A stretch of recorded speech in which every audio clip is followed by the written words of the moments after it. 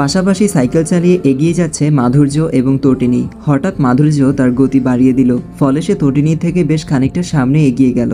Cycle চালানো অবস্থায় মাধুর্য ভাব নিয়ে বলল, ইস, এত ধীরগতিতে সাইকেল চালান আপনি। এরকম করে চলতে থাকলে আমাকে কখনোই ধরতে পারবেন না। আমার গতির সাথে মিলানোর সাধ্যই নেই আপনার। খেপে গেল তটিনী, দাঁতে দাঁত চেপে বলল, আপনি কতটুকু জানেন আমার দক্ষতা সম্পর্কে? আমি এর চেয়েও দ্রুত চালাতে পারি। সেটা তো আপনি ধীরে চালাচ্ছিলেন বলে আমিও ধীরে চালাচ্ছিলাম, যেন একসাথে থাকি।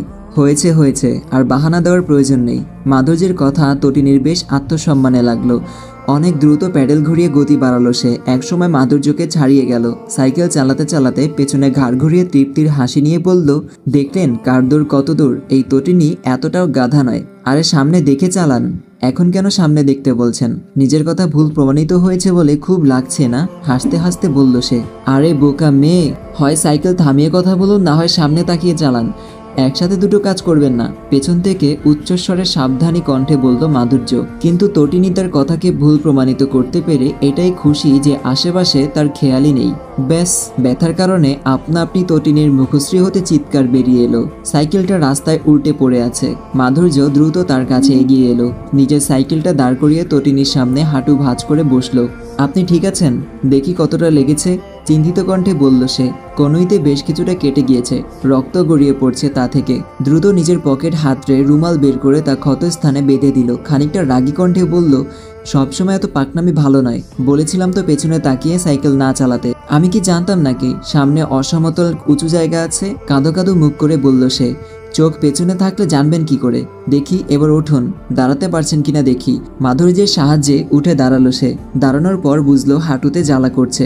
বুঝতে বাকি নেই সেখানেও হয়তো ছিঁড়ে গিয়েছে। একটু নিচে হয়ে দেখলো সেখানে খানিকটা কাপড়ও ছিঁড়ে গিয়েছে। কি হলো, পায়ে লেগেছে? মাধুর্য, আজ বাড়ি ফিরে যাওয়াটাই ভালো হবে, আমার শরীর ভালো লাগছে না। মাধুর্য বুঝলো তটিনী পায়েও লেগেছে। একটা রিক্সা ডাকলো সে। সাবধানে তাতে তটিনীকে উঠিয়ে দিয়ে বলল, আপনি যান, আমি পেছন পেছন আসছি। নিজের সাইকেলটা সেখানে এক দোকানের সামনে বেঁধে রেখে তটিনী সাইকেল চালিয়ে পেছন পেছন এলো সে।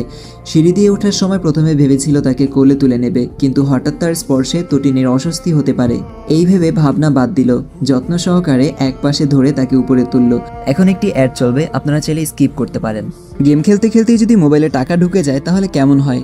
মোস্ট প্লে দিচ্ছে সেই সুযোগ। শুধু অ্যাপ ডাউনলোড করলেই পাবেন 200 বোনাস আর লগ ইনে 122 ফ্রি স্পিন। প্রতি ডিপোজিটে আছে 4.5% বোনাস প্লাস 140 ফ্রি স্পিন। বন্ধু রেফার করলে জিতে নিন 1200 বোনাস। জন্মদিনে স্পেশাল গিফট 2000। এভিয়েটর খেলুন, আকাশে উঠুন আর পান 50,000 টাকা পর্যন্ত ক্যাশব্যাক। দৈনিক 650% স্লট, বুস্ট 13,000 পর্যন্ত। সুপরিচিত এবং নিরাপদ লেনদেন মাধ্যম বাংলাদেশে বিকাশ, নগদ, রকেট উপায় ট্রান্সফার সুবিধা। এখনই নিচের পিন করা কমেন্ট থেকে মোস্ট প্লে অ্যাপে রেজিস্ট্রেশন করুন আর শুরু করুন উপার্জনের যাত্রা। মিসেস সাইলা তো মেয়ের অবস্থা দেখে ভীষণ রকমের বকা দিলেন। আন্টি, আর রাগ করবেন না।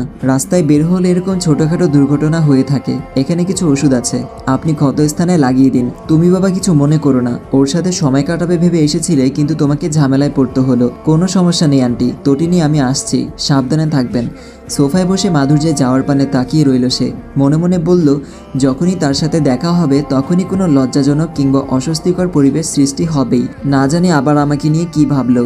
যদি ভাবে এত বড় মেয়ে ঠিকমতো রাস্তায় চলাচল করতে পারে না, ইস কি লজ্জা। টিউশন শেষে রিক্সার জন্য দাঁড়িয়েছিল তটিনী। রিংটনের শব্দে ব্যাগ থেকে ফোন বের করে দেখলো মাধুর্য ফোন করেছে। হৃদস্পন্দন আপনা আপনি বেড়ে গেল। আজ 2 দিন হয়ে গিয়েছে তাদের দুজনের মধ্যে যোগাযোগ একদম বিচ্ছিন্ন। যদিও বা মাধুর্যের সাথে তার মায়ের কথা হয়েছিল, তিনি তটিনীকে জিজ্ঞেসও করেছিলেন সে বলতে আগ্রহী কিনা। তবে তটিনী মায়ের সাথে এমন ভাব করলো যেন তার কোনো আগ্রহই নেই। তবে মনে মনে সে ঠিকই বিপরীতটা চেয়েছিল। ভাবনার মাঝে কল কেটে গিয়েছে। পুনরায় বেজে উঠতেই দ্রুত রিসিভ করলো সে। হ্যালো, আবারও কোন ভাবনায় মগ্ন ছিলেন ম্যাডাম? মাধুর্যের কথা শুনে দাঁত দিয়ে জিহ্বা কাটল তটিনী। তবে স্বীকার করলো না। কে বলেছে আপনাকে? বায়োস্কোপ দিয়ে দেখছেন নাকি? না না, ড্রোন দিয়ে দেখছি। কী কারণে ফোন দিয়েছেন তা বলুন। এভাবে রাস্তায় দাঁড়িয়ে ফোনে কথা বলতে ভয় লাগে, কখন না জানি ফোন ছিনিয়ে নিয়ে যায়। যেখানে আছেন সেখানেই থাকুন, আমি আসছি, বাই। আমি আসছি মানে? আপনি কোথায় আসছেন? আরে হ্যালো মাধুর্য। যাহ, কেটে দিল। অতঃপর হাজারো চিন্তা নিয়ে দাঁড়িয়ে রইল সে। কারোর জন্য অপেক্ষা করছেন বুঝি? কেঁপে উঠল তটিনী। ঘাবড়ে গিয়ে কয়েক কদম পিছিয়ে এলো সে। তার প্রতিক্রিয়া দেখে উচ্চস্বরে হেসে উঠল মাধুর্য। তটিনী ঈষৎ রাগ নিয়ে বলল, ছোট বাচ্চা নাকি আপনি? এ ধরনের মজা কেউ এর সন্ধ্যাবেলা করে? মাধুর্য হাসতে হাসতেই বলল, তো আপনি ছোট বাচ্চা নাকি যে এভাবে ভয় পেয়েছেন? কপাল কুঁচকে তটিনী মনে মনে বলল, আগে ভেবেছিলাম এই ছেলে হয়তো অনেক ম্যাচিউরড, গম্ভীর, কিন্তু তার সাথে মেশার পর যা দেখছি তার পুরোটাই উল্টো। তটিনীর সামনে তুড়ি বাজালো মাধুর্য। কি ম্যাডাম তটিনী, এত কি ভাবছেন? কিছু না, আপনি এইখানে কি করছেন? আমাকেই বা কেন অপেক্ষা করতে বলছেন? আরে শান্ত হন, একসাথে এতগুলো প্রশ্ন করলে কিভাবে উত্তর দেব? আপনার কি কোনো তাড়া আছে? না সেরকম কিছু নয়, তাও কারণটা জানা প্রয়োজন। যদি বলি আপনার সাথে দেখা করতে ইচ্ছা করছিল তবে। চুপ হয়ে গেল তটিনী, কথা গুলিয়ে গেল তার। চেয়ে দেখলো মাধুর্য মিটিমিটি হাসছে। রিল্যাক্স, আপনাকে একটা জিনিস দেওয়ার ছিল, তাই এলাম। ভাবলাম জিনিস দেওয়ার পাশাপাশি আপনার সাথে কিছু সময় কাটালাম। যদি কিছু মনে না করেন আমরা হাঁটতে পারি? মাথা নাড়িয়ে সম্মতি জানালো তটিনী। পাশাপাশি হাঁটছে দুজনে। নীরবতা কাটিয়ে মাধুর্য বলল, তটিনী। মাধুর্য এতটা কোমল স্বরে তার নাম উচ্চারণ করলো যে তটিনীর হৃদয়ে ঝড় বয়ে গেল। পছন্দের মানুষ থেকে নিজের নাম এতটা কোমল স্বরে শোনার অনুভূতিটাই যেন অন্যরকম। যদি কিছু মনে না করেন কিছু কথা জিজ্ঞেস করতে পারি? হ্যাঁ বলুন। আমার মধ্যে কি এখনো পর্যন্ত কোনো খুঁত খুঁজে পেয়েছেন বা কোনো দোষ? মাথা নাড়িয়ে না জানালো তটিনী। তাহলে কেন রাজি হচ্ছেন না? তটিনী স্পষ্ট অনুভব করতে পারলো মাধুর্যের কথায় মিশে থাকা হতাশার রেশটা। বলতে চেয়েও কিছু বলতে পারল না সে। চুপচাপ হাঁটতে লাগলো। একসময় থেমে গেল মাধুর্য। তার দেখা দেখি তটিনীও দাঁড়িয়ে গেল। একটা প্যাকেট তটিনীর দিকে বাড়িয়ে দিয়ে বলল, এই জামাটা মা আপনার জন্য পাঠিয়েছে। ওনার নাকি এটা দেখে মনে হয়েছে আপনাকে বেশ মানাবে, তাই উপহার হিসেবে দিয়েছেন। ফিরিয়ে দিলে মা অনেক কষ্ট পাবে। হাসি মুখে উপহার গ্রহণ করলো তটিনী। আন্টিকে ধন্যবাদ জানাবেন। আজ তাহলে আসি, সাবধানে থাকবেন। এতটা পথ এসে বাড়িতে যাবেন না? আর কিছুটা পথই তো বাকি। না আজ নয়, অন্য কোনো দিন। যেতে গিয়েও ফিরে এলো মাধুর্য। কিছু সময় চুপ থেকে তটিনী চোখের দিকে তাকিয়ে বলল, আমার জীবনসঙ্গীর জায়গাটা শুধু আপনার জন্য বরাদ্দ তটিনী।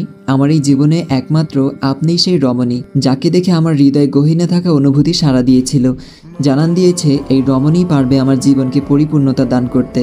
1 মাস হোক কিংবা 1 যুগ, আপনি এই মাধুর্যেরই অর্ধাঙ্গিনী হবেন। চলে গেল মাধুর্য। তার যাওয়ার পানে অপলক দৃষ্টিতে তাকিয়ে তটিনী মৃদুস্বরে বলল, আমিও চাই আপনার অর্ধাঙ্গিনী হতে। চিন্তা করবেন না, এই তটিনী শুধু মাধুর্যের। ফুলসজ্জিত পালঙ্কে বসে সামনে থাকা বড় আয়নায় নিজেকে ঘুরিয়ে ঘুরিয়ে দেখছে তটিনী। বধূ সাজে তাকে বেশ দারুণ লাগছে। এই পাগলটা এখনো আসছে না কেন? এত ভারী ভারী গহনা লেহেঙ্গা নিয়ে বসে থাকতে থাকতে আমার কোমর ব্যথা করছে। আবারও আয়নায় তাকিয়ে নানা রকম ঢং করতে লাগলো তটিনী। ইতিউতি করতে করতে অবশেষে দীর্ঘ 2 মাস পর আজ তাদের বিবাহ সম্পূর্ণ হয়েছে। যদিও বা তটিনী মাধুর্যকে বিয়ে করতে শুরু থেকে একপাশে খাড়া ছিল, তবে তা কাউকে ক্ষীণক্ষরেও টের পেতে দেয়নি। তার ভাবখানা এমন ছিল সে তেমন একটা রাজি নয়, তবে বাবা মায়ের কারণে বিয়ে করতে রাজি হয়েছে। সে চায় না প্রথমেই নিজের অনুভূতির কথা জানান দিতে। সে লুকিয়ে লুকিয়ে ভালোবেসে যাবে। তবে মাধুর্য যতদিন না নিজের অনুভূতি প্রকাশ করবে ততদিন সেও নিজের অনুভূতি আড়ালে রাখবে। দরজা খোলার শব্দে দ্রুত ঠিক হয়ে বসলো তটিনী। লম্বা করে রাখা দুপাট্টার আড়ালে মুগ্ধ নয়নে মাধুর্যকে পর্যবেক্ষণ করলো। বরবেশে তাকে দেখে আবেগে আপ্লুত হয়ে গেল তটিনী। বিড়বিড় করে বলল, এই বরবেশে থাকা সুদর্শন পুরুষটি আজ থেকে শুধু আমার। এই মানুষটা এখন আমার জীবনের একটা অংশ, আমার স্বামী। ও মাই খোদা, আমার তো এখনো বিশ্বাস হচ্ছে না মাধুর্য আমার স্বামী। বিড়বিড় করা শেষ হলে এবার ঘুমটা সরাতে পারি? নিজের সম্মুখে হঠাৎ মাধুর্যের উপস্থিতি বুঝতে পেরে ঘাবড়ে গেল তটিনী। বড় একটা শ্বাস টেনে বুকে হাত দিয়ে বলল, আপনি কোনো ভূতের বংশধর নাকি? হুটহাট কোথা থেকে উদয় হন? আমি ভূতের বংশধর? তোমার সমস্যা, তুমি সব সময় নিজে নিজেই চিন্তায় মগ্ন থাকো। তখন স্বাভাবিকভাবে কথা বললেও ভীতুদের মতো কেঁপে ওঠো। তটিনী খেয়াল করলো মাধুর্য তাকে তুমি বলে সম্বোধন করছে। লাজুক হাসি ফুটে উঠল তার ঠোঁটের কোণে। আপনার ভাবনার সমাপ্তি হলে কি এবার ঘোমটাটা সরাতে পারি, নাকি আপনি সরাবেন? হাত গুটিয়ে ফেললো তটিনী। মাধুর্য তার ইশারা বুঝে মুচকে হেসে ঘোমটা আলতো হাতে সরিয়ে দিল। বধূ সাজে তটিনীকে দেখে মুগ্ধ নয়নে তাকিয়ে রইল। সে নিজেও জানে না এই মেয়েটার মাঝে কি এমন আছে যা তাকে এত টানে। আপনার দেখা হয়ে গেলে এবার কি আমি উঠতে পারি? এক জায়গায় এতটা লম্বা সময় ধরে বসে থাকতে থাকতে এবার আমার পা অবশ হয়ে যাচ্ছে।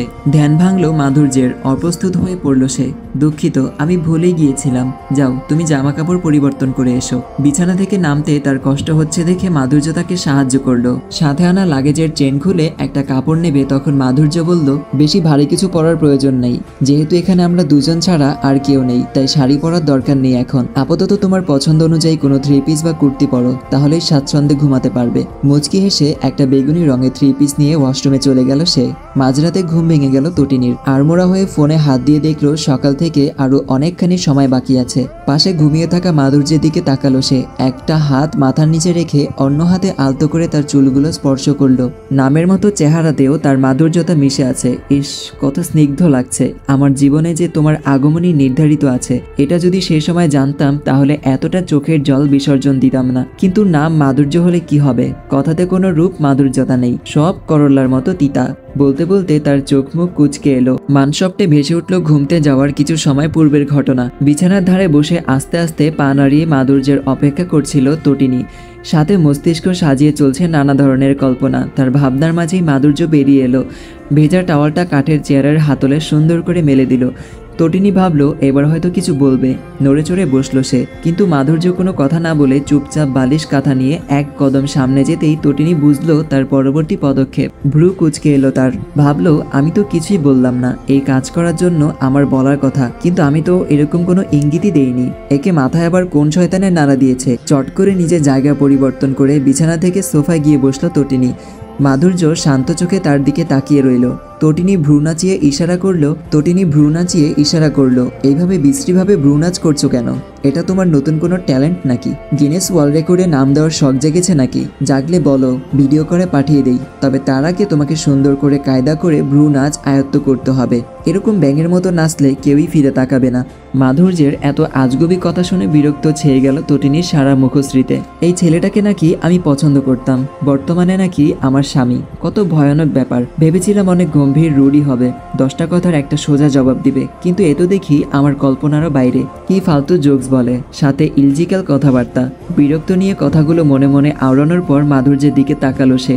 তাকে আরেকবার পর্যবেক্ষণ করে প্রশ্ন করলো, তল্পা বেঁধে কোথায় যাওয়া হচ্ছে শুনি? এই রাত বিরতে নিশ্চয়ই ছাদে ঘুমাতে যাবেন না? আরে ছাদে যাব কেন? মশার কামড় খেয়ে রোগ বাঁধার শখ আমার নেই। মাত্র বিয়ে করেছি, এখনো তো বিবাহিত জীবনের সুখই উপভোগ করতে পারিনি। বাজে কথা বন্ধ করে যেটা জিজ্ঞেস করেছি তার উত্তর দিন তো। এবার মাধুর্যও সিরিয়াস ভঙ্গিতে বলল, এই রাতে মানুষ কি করে তুমি জানো না? ঘুমাতে যাচ্ছি। সোফা থেকে সরো। কেন, খাটটা কি চোখে পড়ে না? এতদিন কি সোফায় থাকতেন নাকি? আপনার খাটের ধারণ ক্ষমতা কম যে দুজন থাকলে ভেঙে যাবে? আমার খাটের ধারণ ক্ষমতা অনেক। একটা আস্ত হাতি এসে বসলেও কিছু হবে না। তাহলে কি সমস্যা? সমস্যা আমার না, সমস্যা অন্য একজনের। যদিও বা বিছানাটা আমার, তাও আমি যদি তার সাথে বেড শেয়ার করি তখন দেখা যাবে আমাকে ধাক্কা টাক্কা দিয়ে হয়তো বিছানা থেকে ফেলে দিয়েছে, কারণ সে তো আবার আমার সম্পর্কে জানে না, দ্বিধায় আছে আমাকে নিয়ে। আমি আবার এতটাও নির্দয় নই, তাই আর কি নিজ থেকেই সরে যাচ্ছিলাম। মাধুর্যের মিষ্টি মিষ্টি কথায় আকার ইঙ্গিতে দেওয়া খোটা তটিনীর বেশ ভালোই বুঝতে পেরেছে। সোফা ছেড়ে উঠে বিছানার দিকে যেতে যেতে দাঁত চেপে বলল, কেউ যদি নিজেকে বাংলা সিনেমার নায়িকা মনে করে তবে সে নিজ ইচ্ছায় অন্য কোথাও থাকতে পারে, তখন আমারই লাভ। এই বড় সাইজের বেডে একা আরাম করে থাকতে পারবো। বলেই কাঁথা মুড়িয়ে শুয়ে পড়ল তটিনী। বালিশ কাঁথা নিয়ে দাঁড়িয়ে মাধুর্য নিজেকে প্রশ্ন করলো, ও কি আমাকে বাংলা সিনেমার নায়িকা বলল? তটিনী চোখ বন্ধ করেই আবারও বলল, এভাবে কাঁথা বালিশ নিয়ে অসহায় শিশুর মতো দাঁড়িয়ে না থেকে তাড়াতাড়ি ঘুমাতে আসুন। লাইট বন্ধ করবেন না, আমার ভয় লাগে। দ্রুত বিছানায় আসুন। আমার মাথা গরম হয়ে গেলে বিছানায় তো থাকতেই দেব না, সাথে সোফায়ও পানি ঢেলে ভিজিয়ে দেব। তখন অসহায় নায়িকাদের মতো নিচে ছেঁড়া কাঁথা বিছিয়ে থাকবেন। তটিনীর শান্ত কণ্ঠে ধমক শুনে বিছানায় এসে শুয়ে পড়ল মাধুর্য। দাঁতে দাঁত চেপে বলল, সময় আমারও আসবে।